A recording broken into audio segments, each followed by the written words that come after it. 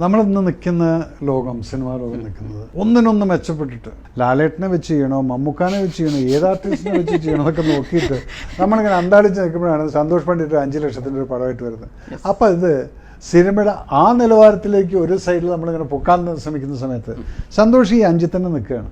നിലവാരം കൂട്ടേണ്ട സ്ഥലത്ത് ഒരു സിനിമ ആസ്വാദകൻ, ഒരു കലയെ പ്രേമിക്കുന്ന ഒരു വ്യക്തി എന്നുള്ള നിലയിൽ നമ്മൾ ഈ 5 അത് 10 നോക്കണം. കാരണം സാറ് പൈസ മുടക്കുമെങ്കിൽ എനിക്ക് നിർമ്മാതാവിനെ കിട്ടിച്ച് ഇപ്പൊ സാറ് പറയാം ഞാൻ പൈസ മുടക്കാൻ പറഞ്ഞാൽ ഞാൻ റെഡിയാണ്.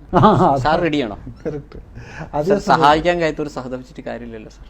സഹതാപ് ഒന്നിനും ഉത്തരമല്ലല്ലോ.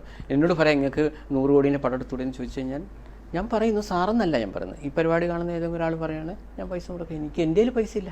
അതെന്താണെന്നറിയോ സന്തോഷ്, ഞാൻ ഒബ്സർവ് ചെയ്തിട്ടില്ല, ഞാൻ വളരെ ബ്ലണ്ടായിട്ടാണ് പറയുന്നത്. നമ്മളിന്നിപ്പം ഈ പിള്ളേരടക്കം സിനിമ കാണുന്ന സമയത്ത് ഇവന്മാർ ഈ യൂട്യൂബിലും മറ്റ് ഇൻ്റർനാഷണൽ പടങ്ങളും കണ്ടിട്ട് ഇവരുടെ ബ്രെയിൻ സെറ്റ് അങ്ങനെയാണ് നിൽക്കുന്നത്. അപ്പോൾ അവിടെ വരുന്ന സമയത്ത് സന്തോഷ് പണ്ഡിറ്റ് ഒരു കളിയാക്കാനുള്ള ഒരു വ്യക്തിയായിട്ട് മാറുന്നു. കാരണം ഇതിന് ഞാൻ തുറന്ന് പറയാം. അപ്പം സന്തോഷിൻ്റെ ആദ്യത്തെ പടം കൃഷ്ണൻ രാധയില്ലേ, ആ സിനിമ ഭയങ്കര ഓളം ഉണ്ടാക്കി. ഓളം എന്ന് പറഞ്ഞു കഴിഞ്ഞാൽ ഇതൊരു സംസാര വിഷയമായി. ആരാണ് ഈ സന്തോഷ് പണ്ഡിറ്റ്? സന്തോഷ് പണ്ഡിറ്റ് ഒരു പടം ചെയ്യുന്നു. MG റോഡിലൊരു തിയേറ്ററിലായിരുന്നു ആ പടം ഉണ്ടായത്, ഓർമ്മയില്ലേ? സന്തോഷ് പടം തിയേറ്ററിൽ റിലീസായിരിക്കുന്നു.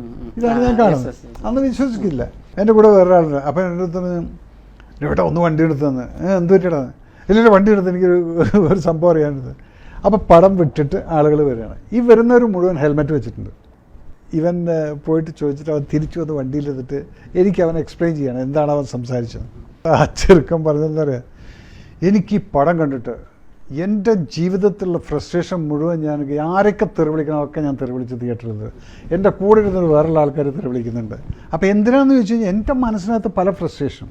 അപ്പോൾ അത് തീർക്കാൻ വേണ്ടി കിട്ടിയിട്ടുള്ള ഞാൻ ടിക്കറ്റ് കൊടുത്ത് അവിടെ കയറി എന്നിട്ട് ഇത് ചെയ്തു. അപ്പോൾ അത് സന്തോഷം അറിയുന്നില്ല.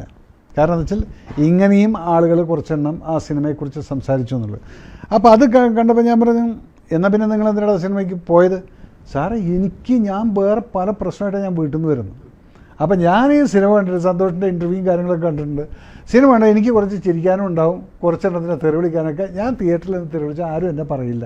പക്ഷെ അവിടെയാണ് ഞാൻ പറയുന്നത് സന്തോഷിനെ ഇനി ഇമ്പ്രൂവ് ചെയ്യേണ്ട എൻ്റെ മനസ്സുകൊണ്ട്. ഞാൻ എൻ്റെ പുതിയ സിനിമ കണ്ടിരുന്നു ഇപ്പോഴത്തെ ഉരുക്ക് സതീശ് ഞാൻ കണ്ടത്. മറ്റേ അത് ഞാൻ അതിന്റെ ഓഡിയൻസ് എന്താണ് പറഞ്ഞത്? അതിന്റെ ഓഡിയൻസിനെ കുറിച്ച് അവരൊന്നും എനിക്കൊന്നും അങ്ങനെ വൃത്തികേടായിട്ടൊന്നുമില്ല പറഞ്ഞിട്ടില്ല. എല്ലാ ഇമ്പ്രൂവ്മെന്റ് ഉണ്ടെന്ന് മനസ്സിലായി. ഇമ്പ്രൂവ്മെന്റ് ഉണ്ട്. സന്തോഷം വേറൊരു കാര്യം മനസ്സിലാക്കണം, നമ്മളൊരു സിനിമയെ കുറിച്ച് പറയുന്ന സമയത്ത് ആ സിനിമയ്ക്കൊരു നിലവാരം എന്ന് പറയുന്നത് എന്താണെന്ന് ചോദിച്ചു കഴിഞ്ഞാൽ അതിന് ഒരു യാഡ് സ്റ്റിക്കും ഇല്ല.